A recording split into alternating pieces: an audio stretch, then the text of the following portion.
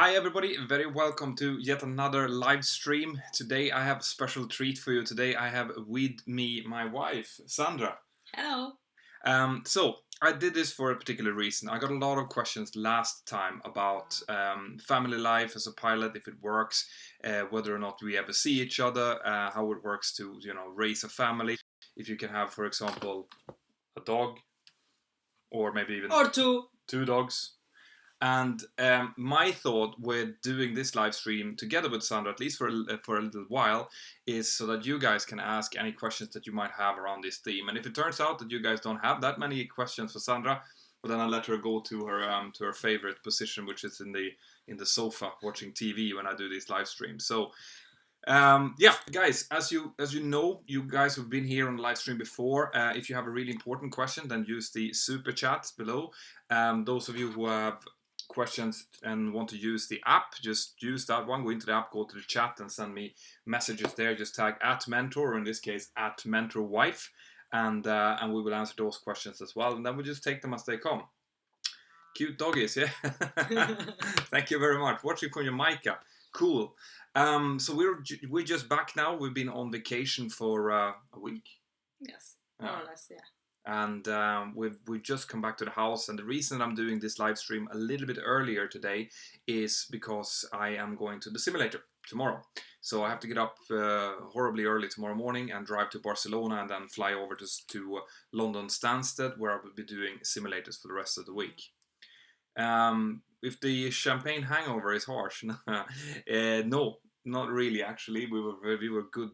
We were good yesterday. We only had that one bottle of champagne, and that was enough for the both of us. Yes. Yeah. So, let's see. The first thing, if you guys don't have any direct questions, I will go for one myself. So, Sandra, how is it to be married to a pilot? Does it work? It does work. It takes effort, like any marriage, but it does work. It does work. Yeah. Do you ever see me? I see you plenty. That's actually one of the problems. She's almost always not almost always complaining, but she does mention from time to time that it's nice when I'm away for a couple of days so that she can kind of chill back in the sofa without me complaining about her. Not on the sofa, but like do my stuff and not have to pay attention like anyone else. Yeah, absolutely. So Dog Paulie is the first one on the super chat here. Hi Dog, great to see you back. So hi Mrs. Mentor. What is it like having such a right-on hobby? What do you mean, such a right-on hobby? Like me. Por favor. A hobby. This is the definition of a hobby. So, it's Dog who's asking, it's not me, come on. It's just great. Elaborate. I love this. She hates being on camera, so I'm just gonna be quiet now and let her elaborate. How good is it to have such a hobby? It is awesome. It is awesome. One thing that I often get, questions that I often get, is whether or not the how does it work, for example, for a wife of a pilot to have a job at the same time, since my working hours are really irregular and stuff. And so I'm going to let Sandra explain that, because Sandra has been working with quite a few things. Yeah, well... what did we do when we first met? I was a cabin crew when we first met. So I had my own job and my own stuff to do. But then we got together and everything was fine. I was working, he was working, no problem at all. And then the first baby came. And then right like maybe a month before I had to go back to work, that volcano in Iceland erupted. Oh yeah, remember? Eyjafjallajökull. Yes, we all remember that. So we had a lot of, like, Peter was home at that time, so he wasn't stuck anywhere. But we had a lot of colleagues that got stuck somewhere for like a week. And I thought, well, if I was flying and Peter would be flying and we're both stuck somewhere, what do we do with the baby? Like, someone has to take care of the baby. Someone has to come home. Yeah. And we didn't have any family living close to us. So I had to quit. Yeah. Basically. So this is something that's worth mentioning. You know how people always say, well, pilots have such high salaries. It's great. One thing that people do forget is that with the kind of work that we do, even if they work in a company like I do, where I actually get home almost every night, the fact that I'm working in shifts and that I work early some days and I work some days and sometimes I'm away for a couple of days, that does put a strain on the other person who has a job, because if there's kids involved, it's likely that they are going to have to be picked up for school. They're going to have to go to soccer practice. Or they They're get sick, or they call you, or stuff like that. So there is in a lot of occasions the pilots, actually the pilot wives or the pilot husbands, can't work on a regular basis. They might have to go down in time or do something similar in order for the family life to work, and that actually it does have an effect on the overall economy of a family. So that's something that's quite important to take into account. It's at least a possibility. Now, you did start working after that as well. You started your own company. Yeah, I studied for like nail technician, and I thought, I can try to do like my own schedule, and like.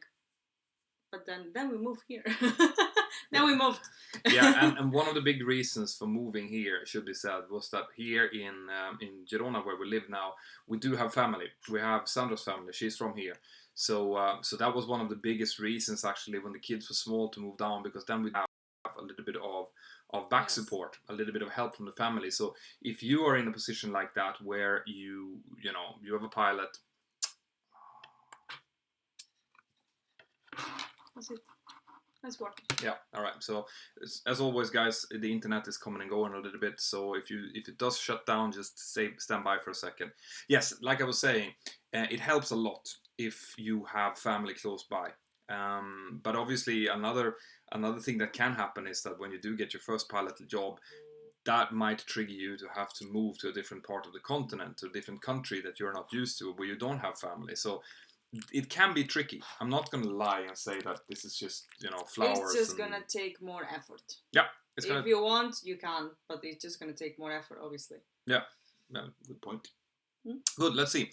We have some super chat questions popping up here now.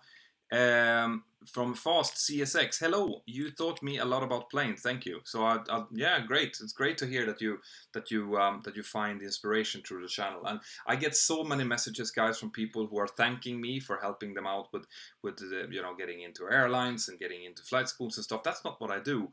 I'm really happy. I'm very grateful when I get those messages. But it's you guys. You guys are the ones who are doing this. You are the ones who are getting into flight school and are getting into airlines and stuff. I'm just really happy if I can be there and provide a little bit of information about the job as such, and generally just give you a little bit of inspiration. If I can do that, I'm really happy. So let's see. There's more. So got an interview for Oxford Aviation Academy integrated ATPL soon. How do I prepare? Yeah, we actually there is an application out there. Airlineprep.co.uk, I think, /mentorpilot, actually. There's an application that helps you out with preparations for interview questions and things like that. You should go out on the internet and search, because there's loads of people who's been to these interviews before. They will give you some feedback of what you can expect. But generally, just be yourself. Get yourself a good night's sleep before. Try not to be too nervous. Eat properly before you go, and then just do your best. That's all they can really expect. Cool. Do we guys have any more questions for Sandra? While we have her here, I see there might be some questions up in the norm before I continue with the super chats. Yeah. Oh, there's loads of the standard questions here. I'm just gonna swing through here and see. Yeah, there's a woman behind every successful man. What I usually say is that no connection. Yeah.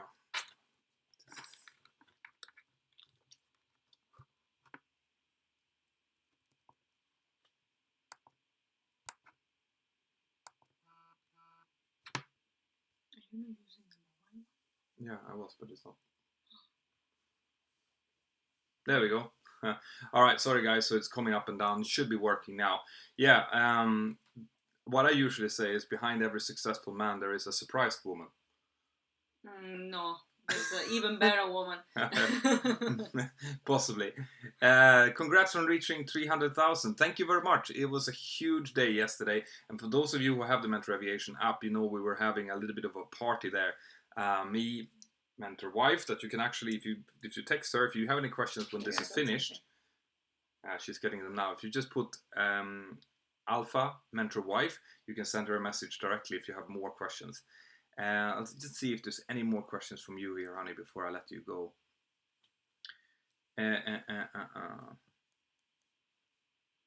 All right, so it doesn't get cut out. Which plane would your husband like to fly? From Miji.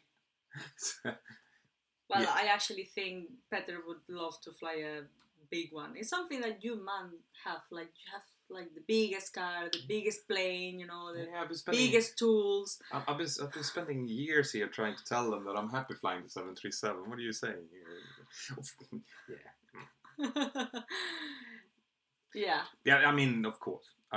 Like I've said before, if I got to choose a plane that and I could continue with the job I have, getting home every day and stuff, I would love to fly some of the newer, the 787 or the Airbus 350, the 747, of course, the Queen of the Skies. I would love to try that one, but it's getting more and more unlikely as the days goes by.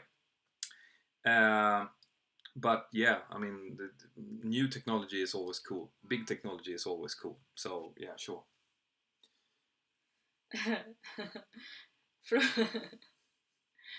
Mentor Wife, does Mentor smells nice?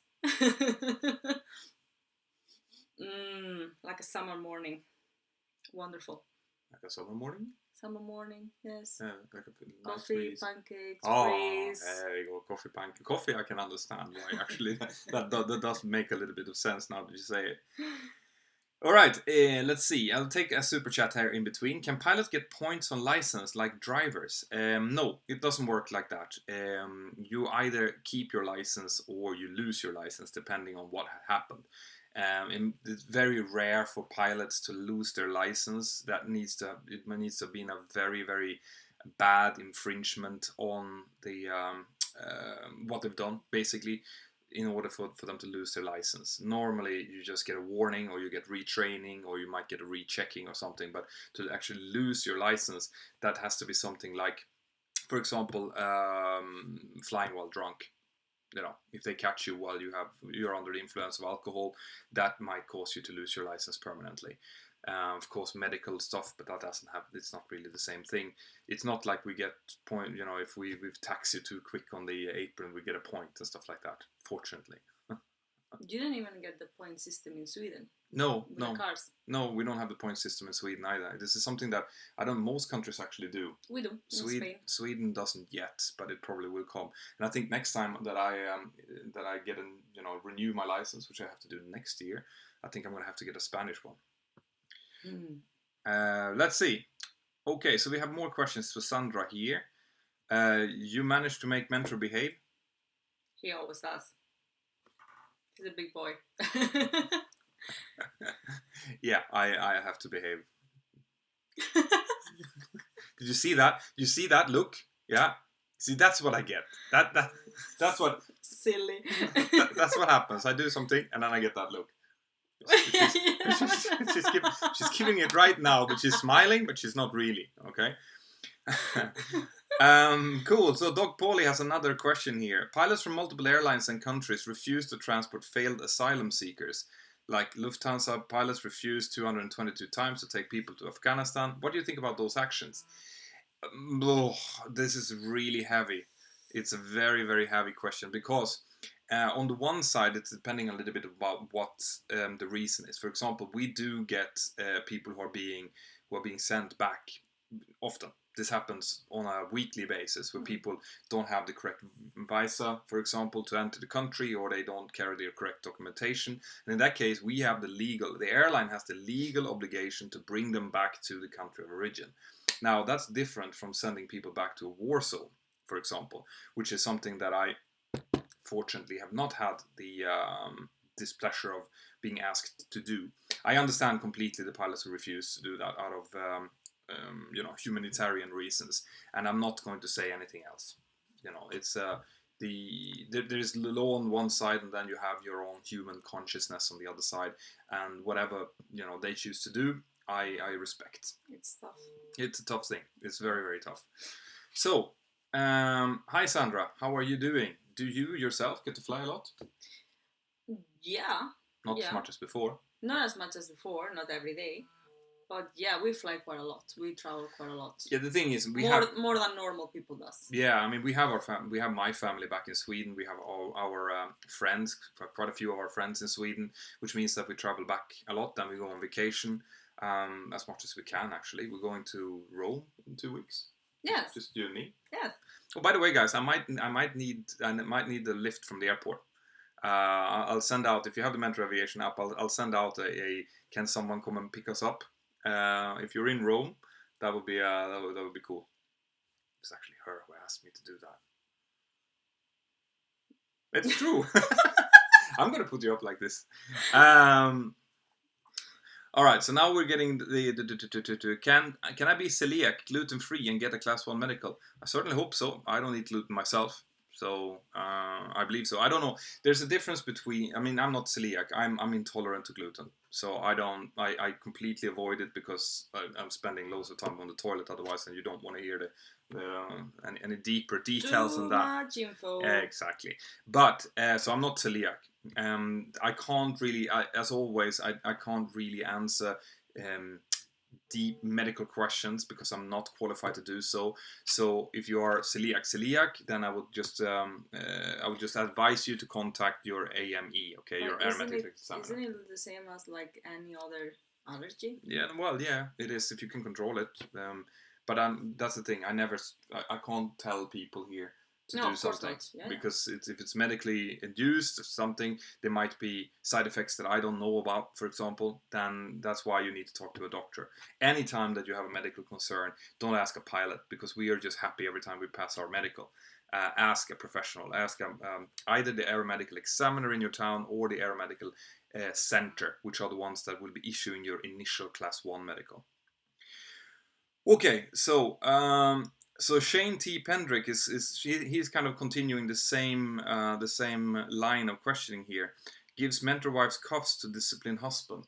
Now this is going. That's not a question. That's a statement. Yeah, well, I think he's actually. We're not going to go into the bedside part of this, like we really won't. Well, it's only one way you're going to use cuffs in. It's not me. That I'm assuming that. No comment will be the continuation to that question. Right. So Jake Schroeder, what do you think about disease spreading through air travel, like on the Air 380 on the way to New York last week? Oh, really? What happened? They got quarantined. And Emirates. Port health and everything. Yeah. They got quarantined. There was over 100 people that had flu-like symptoms in economy class. What I think about that, I think it's scary. Very, very scary. It's very likely that the way that a pandemic will move once it comes, when it comes, is going to be through air travel because we travel continents in hours, which means that the virus can move from continent to continent, which is why this system works. It's great to see that it worked the way that it did in New York. So the crew radioed in that, listen, we have a bunch of people with these symptoms, and Port Health, which is the ones that take care of these threats and assess them, immediately decided to quarantine this aircraft until they could have proper tests done on the passengers to make sure that this wasn't a some kind of foreign stream of flu, for example, that could be dangerous for the population. If that would have been the case, they would have been quarantined and they would have set up like a local hospital or got all of the passengers in a quarantine way to a hospital where they could be treated. But this is just a show of that the system actually does work, So it's scary, but it's things that happens. So Spanish food or Swedish food? Spanish. It's an obvious question to ask. Too much potato in the Swedish diet. Can never be too much potato. No. You can have potato chips. You can have potatis mousse. You can have. I know you can. Chips, you can boil it, or bake you can make it, potato steak salad. You can bake them in the oven. Oh my god! You can make little miniature airplanes out of them, and you can put that into the. You saw never that. done that. I'm gonna have to do that now. Okay, so Captain 777. Hi, Mentor and Sandra. What is your favorite holiday destination and aircraft type? Yeah, I'm gonna let you answer that. Holiday destination, anything that it's tropical weather, tropical beaches,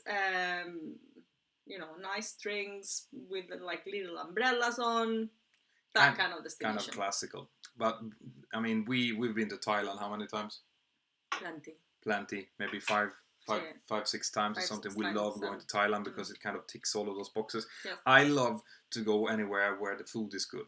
All right, so food is really important to me. It's about half of the traveling experience to check out the local food culture, which makes it even more sad that I can't eat gluten anymore because that cuts off quite a lot of the food. But that just leaves more food for me. Yes, it does. And but then of course the beaches in Thailand, gorgeous. We're thinking about going towards Asia and maybe towards South America or towards. I was thinking Jamaica. Jamaica, maybe. Basically, I want to go and see as much as possible of the world. So if the food is good, we will go. Aircraft type, well, any kind of private jet is fine for me. I don't really know the names, but private jet, that will not happen. Why not?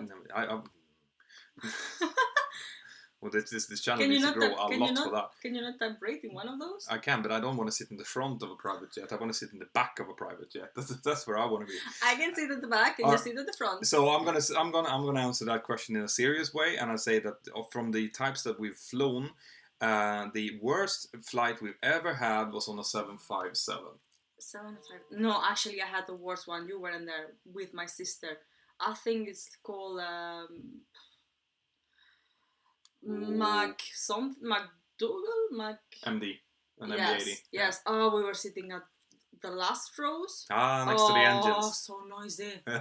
Oh my god, that was horrible. Yeah, well, we got to fly. We flew to Thailand when we just met, more or less. We bought a last-minute ticket to Thailand. And we got the 757 and the 757 complete economy. And we got the last seats. Okay, so picture the last seats next to the toilet in the back, where the seats were so tight that we couldn't actually put our seats back, but the guys in front of us could. Yes, the pitch was horrible. I mean, I'm not that long. I'm 165 centimeters. And my legs couldn't fit, so imagine this guy. Yeah, I mean, it was horrible. And I could literally see down into the bottom of the hairs of the people in front of me because they were pitching down, of course. They were sleeping. And we couldn't. So we were sitting there with their head basically in my nose. We took off like at 10 in the evening, so it was like sleep time. Oh my god, that was horrible. And there was one guy sitting next to us, all right? And he was lucky enough that basically I think some people had canceled or something. So he was sitting with 3 on a row of 4. With there was like the rows were 3 and 3, and we were 3 in our row. Yeah. Me, you, and another person, and then the other person's friend was sitting next to the aisle, but the other 2 seats were free, so he had a whole row for himself. So we asked him, can we switch in so that we have we can sit 2 and 2? And what did he answer? The one that was sitting alone, he said, "No, I want to sleep. I want to lie down." And he lied down. Yes. And what happened then, Sandra? Oh, I got pissed off. Yeah. And when she gets pissed off, it's not a pretty sight, I can tell you that. I thought it was so unfair. I thought it was really unfair that even his friend had to be uncomfortable because he wanted the whole row. So I told the friends, listen, either you move there with your friend and you share a row, or I move there with your friend and I share the row with him. That's what's gonna happen. So you decide. See, this is what that tends to happen. Anyway, the best ones we've had so far, I think, was on the Airbus 380. Yeah. When we went to quiet, nice, comfortable, quiet aircraft, really nice. So as a passenger, the Airbus 380 is fantastic. It's huge. It's huge. Yes. Thanks for that. Yeah, I mean, it doesn't feel like you're in a plane. Sometimes you feel like you're in a plane because you have to walk tightly and but this one, it's like an apartment. It's nice. So next one, Shane T. Pendrick is asking, have any of your flights ever been quarantined? Yeah, I've actually been quarantined once. Remember when the bird flu epidemic came the first time? It was back in 2009 exactly. Back then, everyone was really twitchy about anything that had to do with bird or flu-like symptoms. And we came into. I was based in London Stansted at the time, and one of my cabin crew called in. I was the first officer at the time as well, and she said, "Listen, we have a lady who has high fever, who has been vomiting, and is literally showing signs of being quite bad off. So can you please alert some medical personnel to meet us up?" And I didn't think much about it. This happens quite often. So I called in to the authorities and told them in Stansted that, "Listen, we're coming in with a passenger. She is this age and she has these symptoms." And they're like, "Okay." And all of a sudden, air traffic control called us up and said, "Listen, we want you to take, you're first in line for Stansted. You can turn straight for a 10 miles final for runway 22, which it was done in Stansted."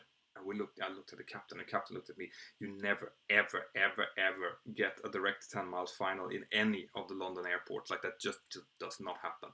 So we thought, because we hadn't declared anything. We hadn't declared a medical emergency or anything like that. But of course, we took it. So we flew there, landed, and when we landed, we were just surrounded by fire trucks.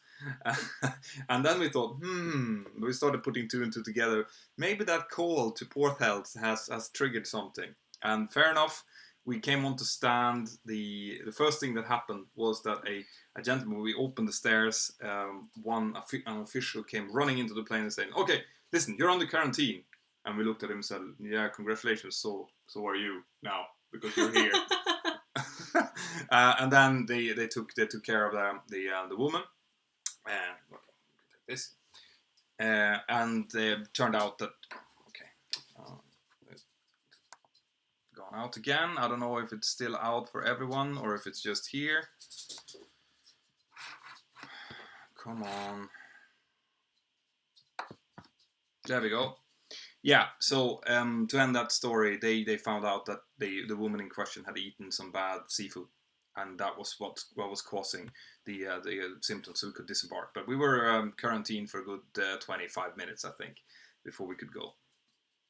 That was good that you could go. Yeah, so I've seen it in and they do take these things really, really seriously. So, Tune In Drop Out is asking, does your airline know you have this channel and do they support you? Great question. Yes, of course they do. I'm a type rating instructor and a type rating examiner, and I'm also a training manager. So before I started on this adventure, I contacted my airline and said that I have the plans of doing this, and throughout my 3 years or 3.5 years that I've been doing this, I've been in constant contact with them, asking them if this is okay, and they've had some, they've basically said exactly what they thought about it, and so far they've been extremely supportive. It's only been positive from my airline's point of view. And this is also why I'm also, when all of you guys are asking me which airline I'm working for, and details about that, they have told me, or they've asked me to please not include any insignia, any logos or things like that, because they're afraid that it might look like I'm an official spokesperson for the airline, which I'm not. All right, so that's why I don't speak about that. That's why I try to honor that as much as possible. Okay, guys, I don't know. Some of you says that this keeps running. I'm getting that we've lost connection. So I am hoping. There we go. Back again. Yeah. So to answer that question is yes, they know about it, and yes, they have been very supportive so far. Next question. Ever dreamed of piloting a supersonic plane? Have you, honey? Yes, of course. Who doesn't? You see, I have my wife here, so I'm hoping that some of the questions will actually come for her. Yeah, of course. I mean, if I could pilot the new boom aircraft when it comes, that would be cool, very cool. Obviously, I'm not going to be flying the Concorde anytime soon, but yeah, I think anyone who trains to become a pilot would love to fly a supersonic aircraft. No? Yes. Yeah. So, Chris Level, how does your wife feel about you being away from home? Does she worry about women flight members? Are you allowed to leave the cockpit to go to the restroom? Am I, honey? Only if they're all male cabin crew. So there can be some really long flights sometimes, I can tell you. Well, actually, I'm used to now him being away and in hotels and stuff. That's okay, you know, because I really trust him. So I think that's the first. Stop doing faces. Stop hitting me. I think that's the first thing. Like trust. If you don't trust your husband, I guess you're gonna have problems even if he works in a bank or in an office or as a bus driver, basically. And then when it comes into flight attendants, well, what can I How say? do the flight attendants think? You don't have to answer that. No, I have to say that they're not all the same. Yeah, that, like It's like in anywhere else, basically. I guess so.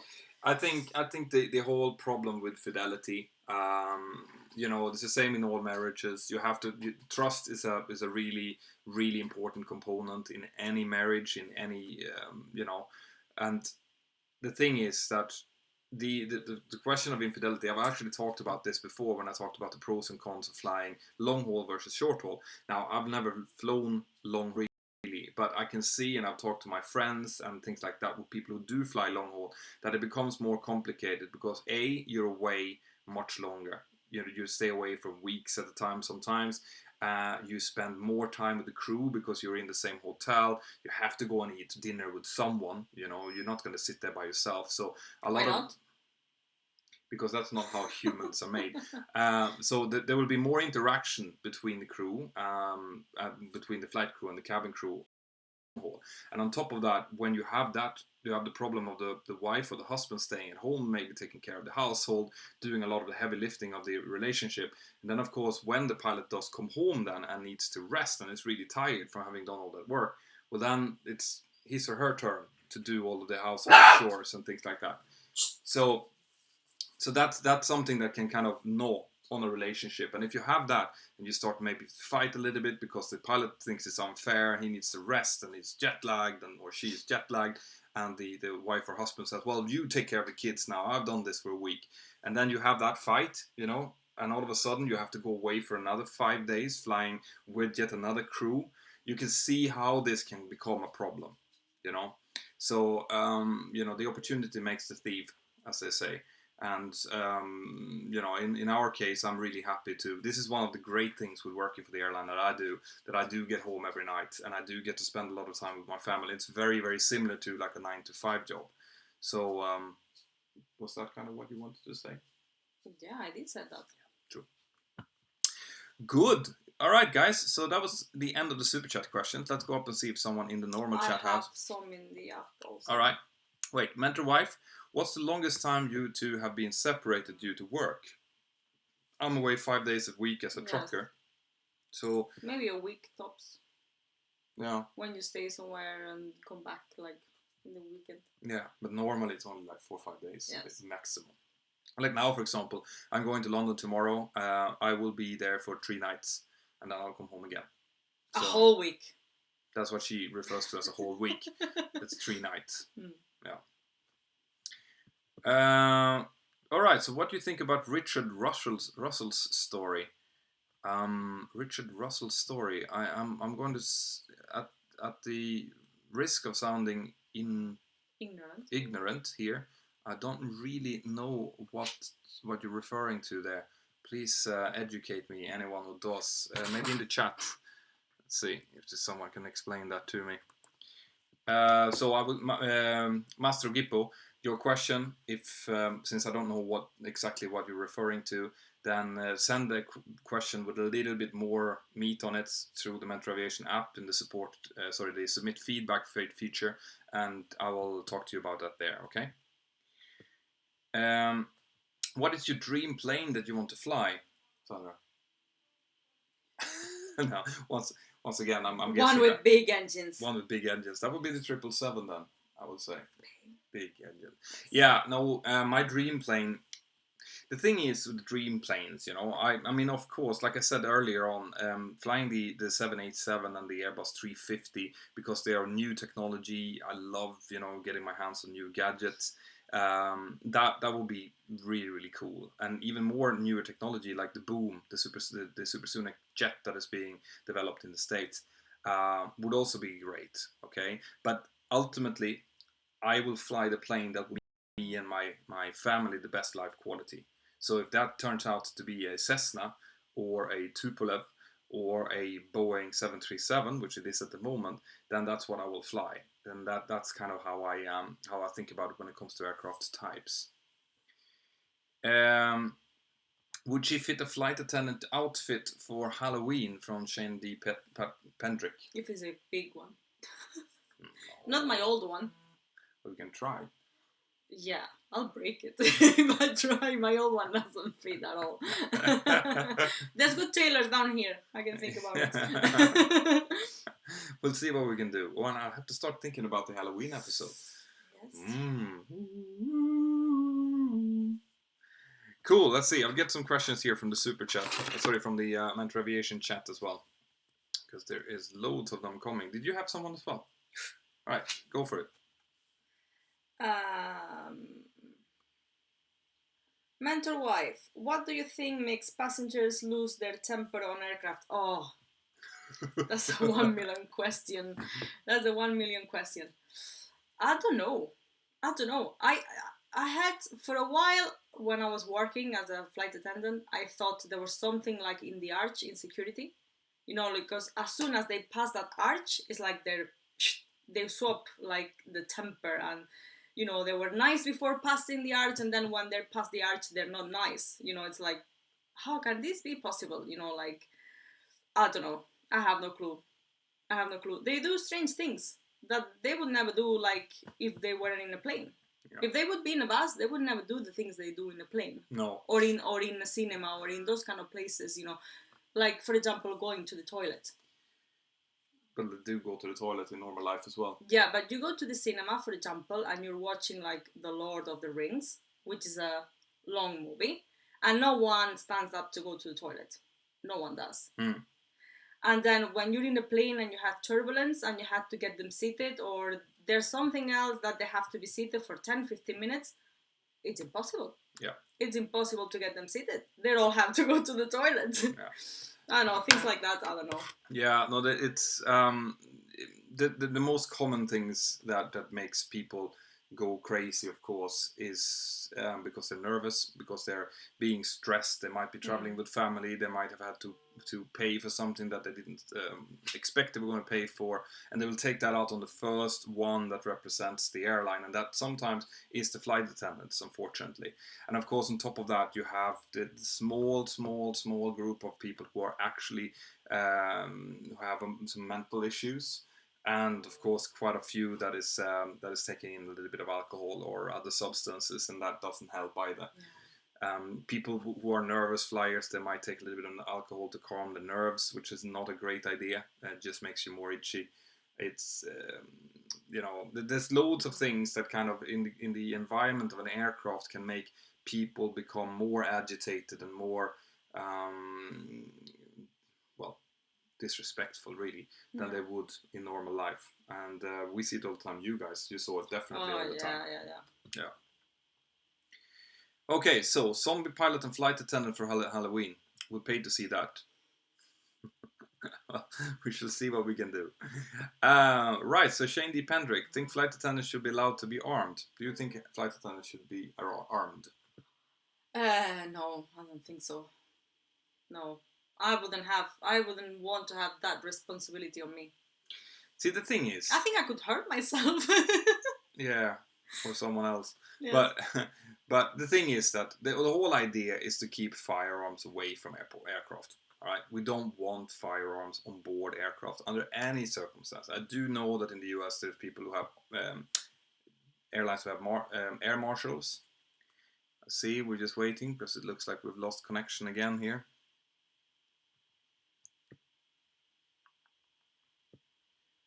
See if it comes back. There we go, back again. Yeah, so I know that in the States there are airlines who have air marshals, especially after 9/11, obviously, that are specially trained to do this. But the more firearms you have inside of a cabin, the bigger the risk is that someone would get a hold of that firearm and actually cause some real damage. Right? The less weapons that are on board, the more safe the aircraft generally is. So no, I don't think that neither the pilots nor the flight attendants and not really air marshals should be armed either.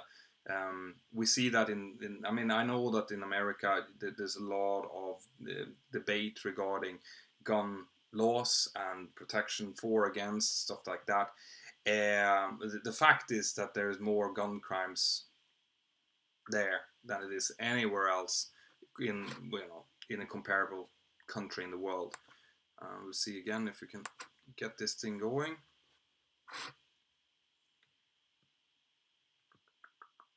All right, so we're back again. The internet is just going on and off, guys. So we'll see how long we can continue with this. But we'll take one or two more questions here.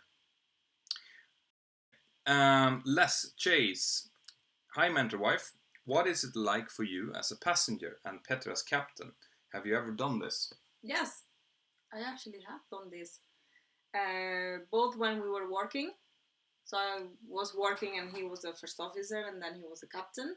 And then as a passenger, it happened a few times. Yeah. And how was that? It was great. I feel safer. And I know that the landings are going to be smooth.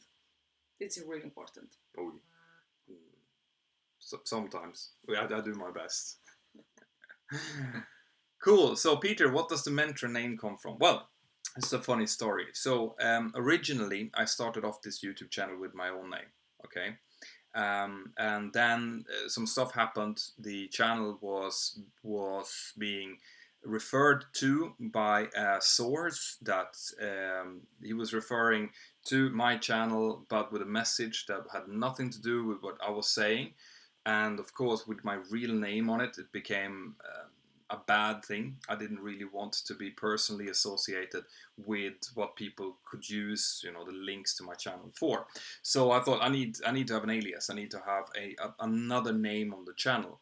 And I was thinking about, so I like mentoring people, and I think mentor pilot, as in the proper spelling of the name, would be great. But of course, mentor pilot is already taken everywhere. There's a group, I think, that's called Mentor Pilot in America. That's actually, professional pilots that are mentoring other pilots. So I couldn't use that. Okay, there we go. So I couldn't use that.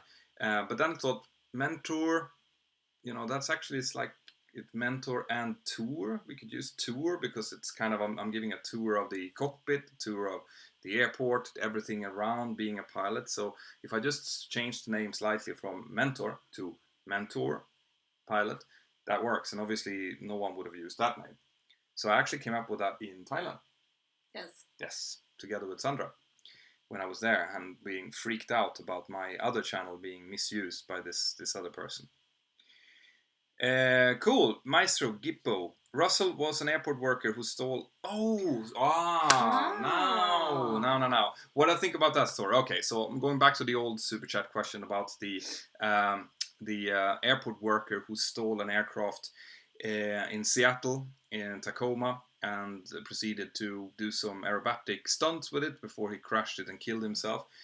I've actually talked about this on the previous live stream as well. First of all, I think it's very tragic. The whole thing is very tragic for the family of the airport worker and for the airline, for airport security everywhere. Okay. Now it seemed like he didn't want to harm anyone. He just had a dream of flying an aircraft, do some stuff, and then he killed himself off, which is really, really sad. But it raises some really important questions about airport security, about how we can prevent these things from happening, and it's sending shockwaves throughout the entire industry, because it's not just what he did, it's how he did it and how easy it was for an airport worker that had access to an aircraft to just jump in, no one checked it, switching on some switches, starting up the aircraft, having played a little bit of flight sim or whatever, and then taking off without anyone stopping him. So I think that there's going to be some changes, some quite needed changes, obviously. But one thing is for sure, we have not seen the end of this, right? You can kind of tell sometimes accidents happen, and you can tell from a professional point of view that this happened even though we had safeguards in place, okay? But this is one of those very, very rare occasions where something happens where there was no safeguard and there needs to be one. So you can tell when this happened, you could kind of there's going to be some changes after this, and this is what we're going to see. So tragic event, and we'll see what happens as a result from it.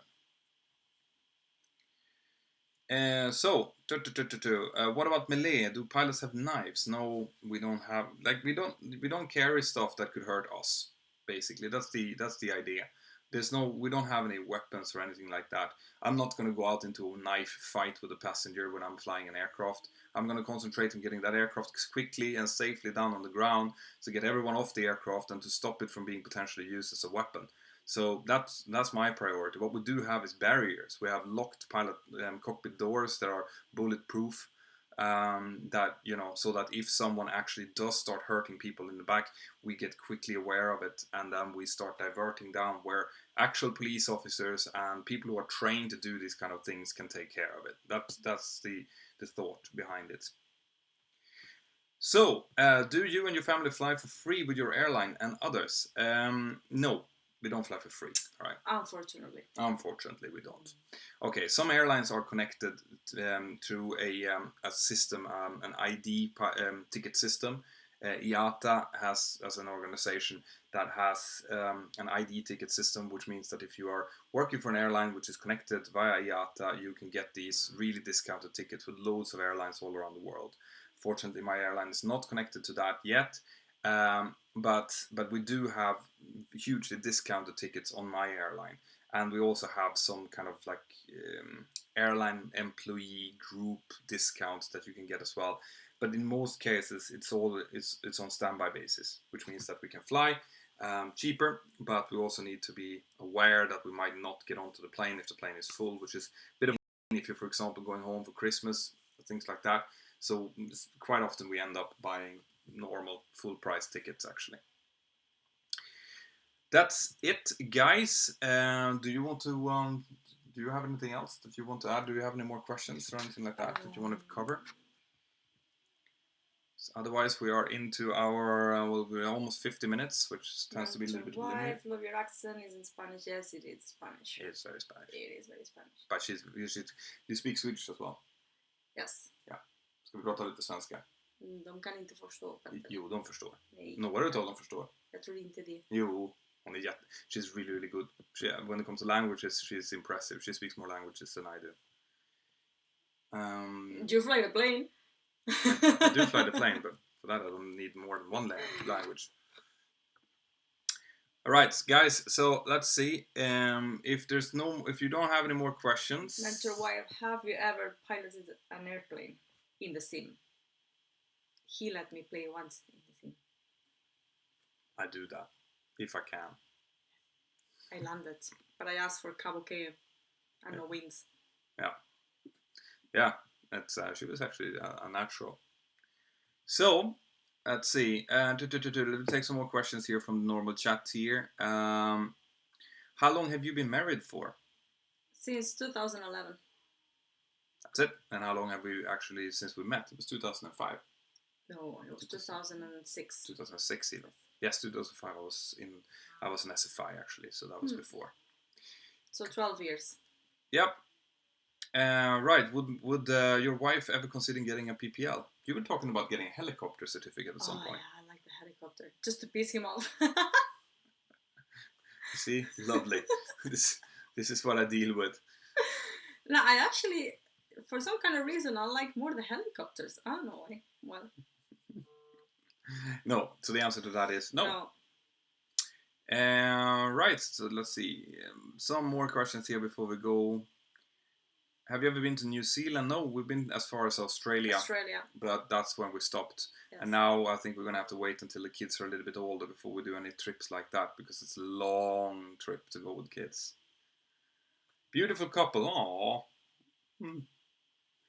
I'm going to try to look beautiful. You just do that naturally. I'm going to try.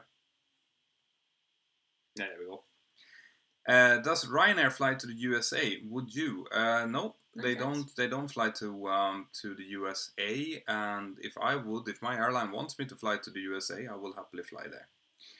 Does anyone make fun of Airbus pilots?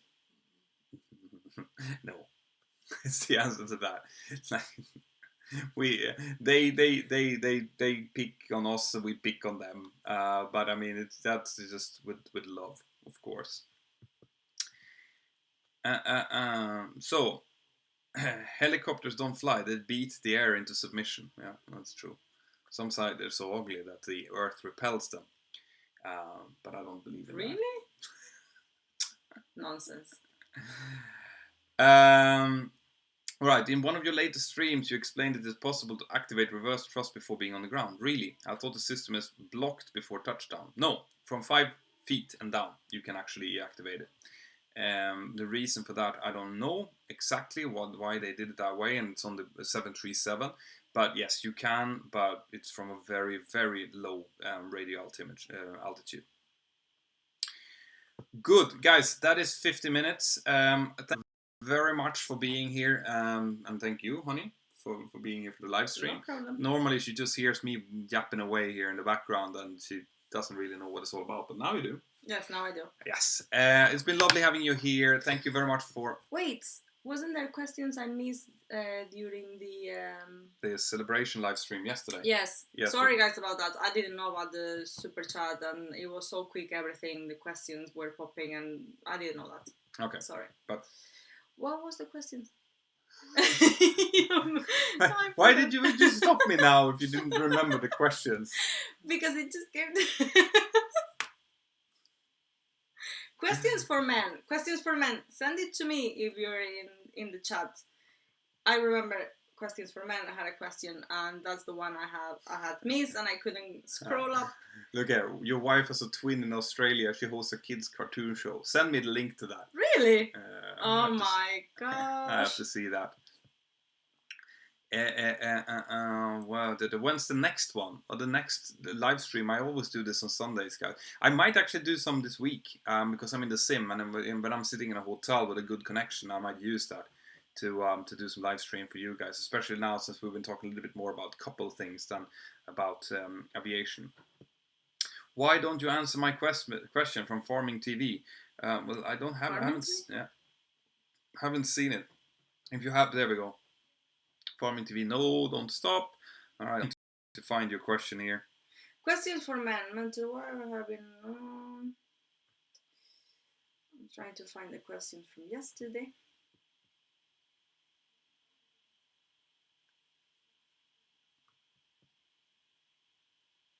Yeah, so Michael saying about the reverse thrust there. Yeah, it wasn't blocked after loud air. It was the control valves that keeps it from being used in flight was changed, and it was doubled up, but it wasn't blocked, not in that way. Oh yeah, here it is. Questions for men. Mentor wife, what is your favorite plane? Well, any kind of small private jet plane would do the work. Gulfstream 650. So if anyone out there has one of those, that's what she wants for her birthday, which is the 17th of May. Just so you know, if you're a sheikh sitting out there and you think I want to treat the couple to something, that will do. I'll bring the champagne. That will do. Right, so do you talk to the passenger when you fly the plane? Yes. Oh, and I saw a really good question actually before we started about PAs, if it was mandatory or not. And yes, there is one mandatory PA that is during a flight, and that's the welcome PA by the captain. And the reason that PA is mandatory is because we want to establish my voice with the passenger. So in case of an emergency, they will recognize my voice and realize that it's real, okay, that we need to do something. That's the only mandatory PA we have. Then we do a courtesy PA during flight, to tell you about when we arrive and what the weather is like and where we're flying over and things like that. That we do if time permits. Okay, and this is my airline. It might be different than others. But the reason that you might not get it sometimes is because if there's a short flight, we need some time to set up and brief, especially if we're doing a training flight. And in the descent, we're supposed to concentrate only on flying. So we're not making PAs during descent. It's a sterile phase of flight. So that's why you might on shorter flights not get it. And if the pilots are really lazy, you might not get it on long flight either. But we do our absolute best to give you an in-flight courtesy PA as well. Don't skip my question from McCanner Thompson. The thing with this McCanner is that there's like 100 questions a minute here. So that's why I'm telling people to please use the super chat. I know that it costs money, and I do appreciate not everyone has that, but it's a way for me to kind of get the really important questions here, and I get to see them, because now your question just kind of flies by on my screen, So and I have no way of knowing which question it was. Mentor wife, are you planning something special for Petra's upcoming birthday? Well, the trip to Rome, I did it. Yeah. So we're going to Rome for my birthday, so that is going to be great. Okay, so there we go. There's another super question here. Why not create a mentor convention where everyone can get together sometime? Right? I'm telling him. He says, yeah, but to prepare everything and how to get the people, everyone in one place, because they're all scattered all over the world. Yeah, so guys, you're all scattered all over the world. So my idea would be to find a partner of some sort, maybe a company somewhere that wants to sponsor this happening all over the world, and I could come to, for example, I know that I have loads of people following me in America. I would love to go to the United States, maybe go to Florida, where I know there's a lot of flight schools and things like that.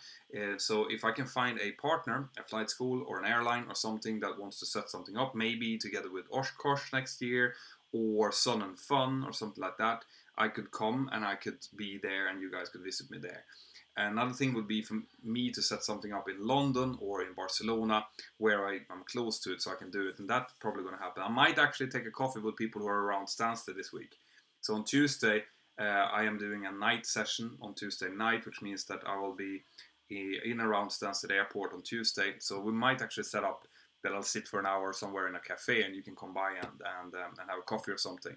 But it's most likely that I'm going to do stuff like that. Maybe come to some of these bigger conventions together with maybe Bose Aviation, for example, and do a meet and greet with them. So that might well happen in the future. We'll see. So, has a member of your channel ever recognized you while you were flying? Yeah. There we go. That was the connection again. I don't know why this is happening. There we go. Yes, I have been recognized. Last week I was flying. A really nice young gentleman came up and said hello and said, I know you're busy. Thank you very much for the channel, and then disappeared. That's great.